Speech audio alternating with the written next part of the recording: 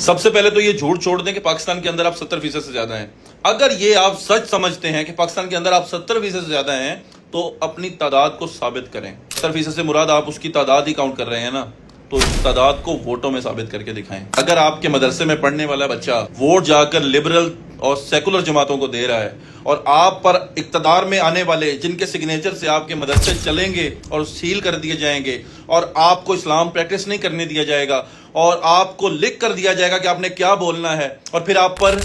بولنے کے دنوں میں پابندی لگا دی جائے گی، اور اگر آپ نے اپنے حق کے لیے آواز اٹھائی تو آپ کو جیلوں میں ڈال دیا جائے گا۔ اگر ان چیزوں سے بچنا ہے تو آپ کو اپنے بچے کو بتانا پڑے گا کہ بیٹا ہم نے یہ ووٹ ایک جگہ پہ اکٹھا کرنا ہے،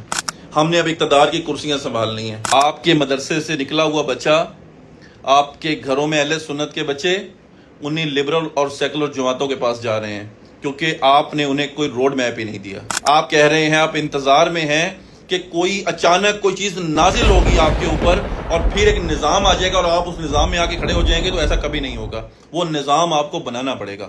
اس نظام کے لیے آپ کو تیاری کرنی پڑے گی، اور اس تیاری سے آپ کندھے اچکا کر کہتے ہیں کہ جناب ہمیں اس نظام سے کوئی لینا دینا نہیں، ہمارا تو نظام چل رہا ہے، سر نہیں چلے گا، آپ کو بند کر دیا جائے گا۔ خدا را آج بھی سوچ لیں، اپنی استعداد کو ایوانوں میں ثابت کریں، اپنی استعداد کو اقتدار میں ثابت کریں۔ اگر آپ اسلام پریکٹس کروانا چاہتے ہیں تو، نہیں تو آپ کی تشریعات کے مطابق تو آپ نے دین بیان کر دیا ہے کہ دین صرف نماز، روزے، زکوٰۃ اور حج بیان کرنے کا نام نہیں ہے۔